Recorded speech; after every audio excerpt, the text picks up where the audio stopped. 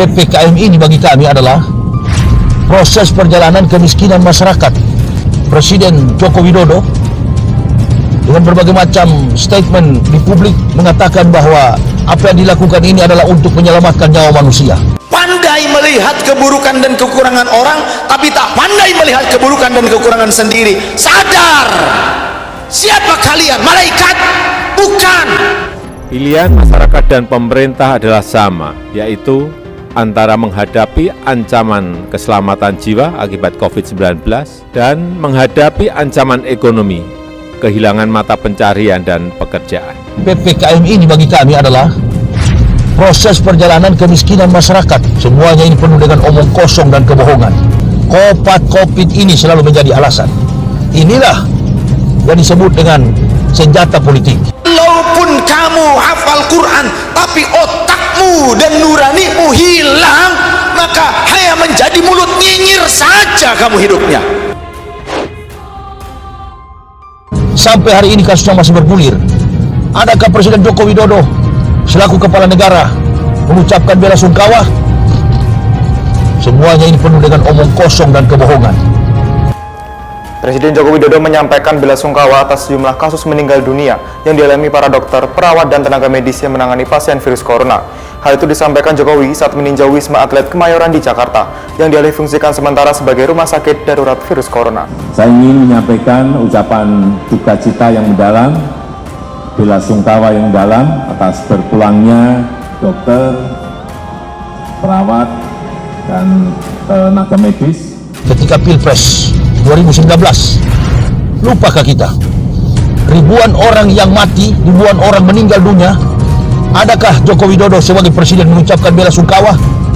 Presiden Joko Widodo menyampaikan bela sungkawa atas meninggalnya sejumlah petugas kelompok penyelenggara pemungutan suara KPPS. Ya, Presiden juga mengapresiasi petugas yang telah bekerja keras untuk memastikan pemilu umum 2019 berjalan lancar.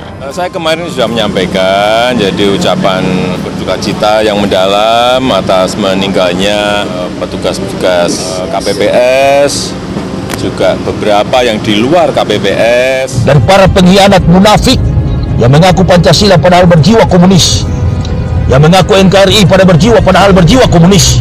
Mari, keberkahan negara ini bergantung kepada kita sebagai kaum mayoritas.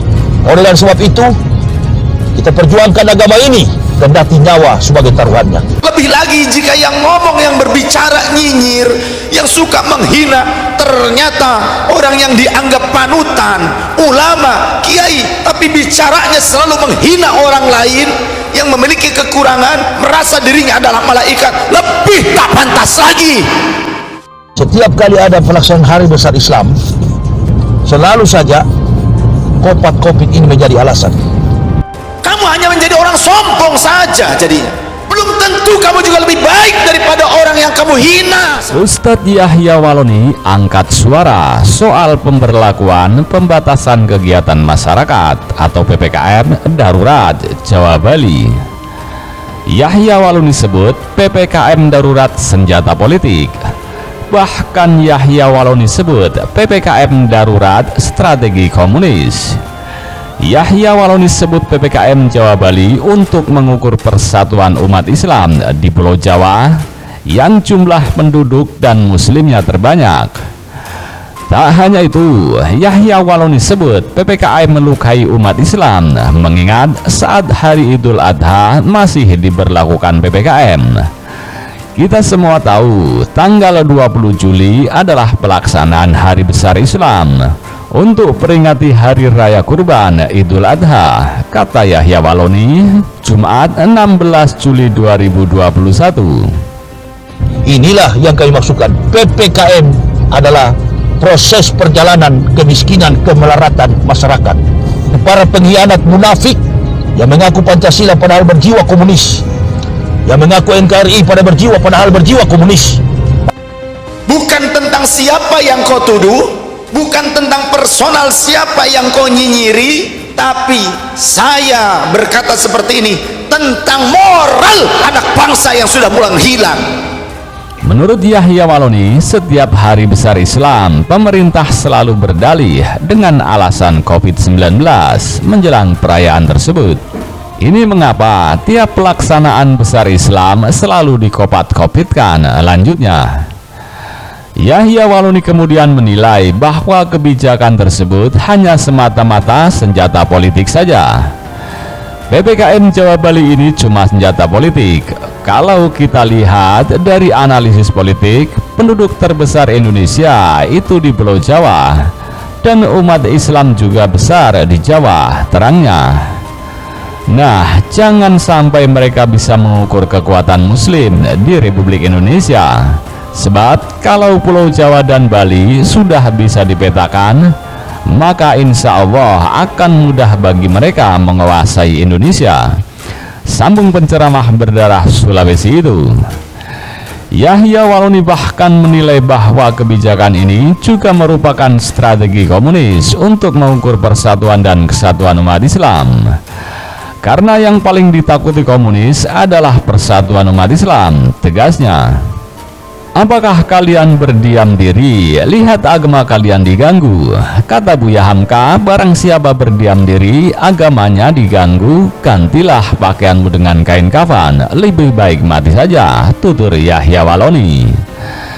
Ia kemudian mengajak umat Islam agar merapatkan barisan dan bersatu untuk melawan pemecah belah umat Islam. Mari kita rapatkan barisan, kita bela agama ini. Dunia tak akan selamatkan kita. Hanya iman dan amal soleh yang selamatkan kita. Ingat, jangan kamu taat pada pemerintah orang kafir, katanya. Ustadz Yahya Waloni menyebut bahwa PPKM darurat merupakan strategi komunis. Hal itu nampak mendapat reaksi dari berbagai pihak, seperti dari mantan politisi Demokrat Ferdinand Huta Hayan. Dalam cuitannya, Ferdinand Huta Hayan mengatakan bahwa Ustadz Yahya Waloni merupakan ustadz kontroversial. Bahkan dia menyebut bahwa Ustadz Yahya Waloni sampah. Ferdinand Huta Hayan lewat cuitannya di Twitter Kamis 15 Juli 2021 menilai pernyataan Ustadz Yahya Waloni itu tak didasari pemahaman yang baik dan benar-benar tentang PPKM darurat. Selain itu, ia menilai Ustadz Yahya Waloni tidak berpikir dampak dari ucapannya, melainkan hanya asal bicara saja. Yahya Waloni ini tanpa pemahaman yang baik dan benar tentang PPKM dan tak berpikir dampak dari ucapannya apakah salah atau benar. Dia tidak peduli, yang penting bicara. Tweet Ferdinand Huta Hayan Jumat 16 Juli 2021. Ferdinand pun menilai Yahya hanya mengejar popularitas semata dengan berdasarkan kebencian. Oleh karena itu, ia menganggap pernyataan Yahya Waloni soal PPKM tersebut adalah sampah lantaran hanya fokus pada kafir dan bukannya bicara soal substansi dari kebijakan itu. Mengejar popularitas dengan landasan kebencian, fokusnya pada kafir bukan substansi PPKM, memang sampah, tegas Ferdinand Huta Hayan. PPKM ini bagi kami adalah proses perjalanan kemiskinan masyarakat. Presiden Joko Widodo dengan berbagai macam statement di publik mengatakan bahwa apa yang dilakukan ini adalah untuk menyelamatkan nyawa manusia. Pandai melihat keburukan dan kekurangan orang, tapi tak pandai melihat keburukan dan kekurangan sendiri. Sadar, siapa kalian? Malaikat? Bukan. Pilihan masyarakat dan pemerintah adalah sama, yaitu antara menghadapi ancaman keselamatan jiwa akibat COVID-19 dan menghadapi ancaman ekonomi, kehilangan mata pencarian dan pekerjaan.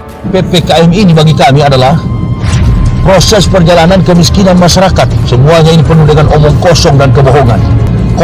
Covid ini selalu menjadi alasan. Inilah yang disebut dengan senjata politik. Walaupun kamu hafal Quran, tapi otakmu dan nuranimu hilang, maka hanya menjadi mulut nyinyir saja kamu hidupnya. Sampai hari ini kasusnya masih bergulir. Adakah Presiden Joko Widodo selaku kepala negara mengucapkan bela sungkawa?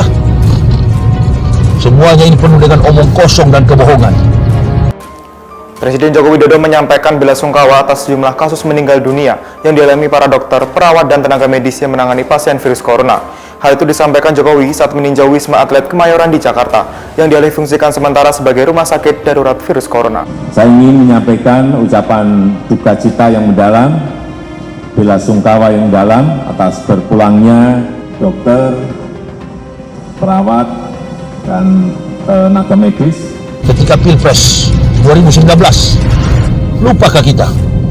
Ribuan orang yang mati, ribuan orang meninggal dunia. Adakah Joko Widodo sebagai presiden mengucapkan bela sungkawa? Presiden Joko Widodo menyampaikan bela sungkawa atas meninggalnya sejumlah petugas kelompok penyelenggara pemungutan suara KPPS. Ya, Presiden juga mengapresiasi petugas yang telah bekerja keras untuk memastikan pemilu umum 2019 berjalan lancar.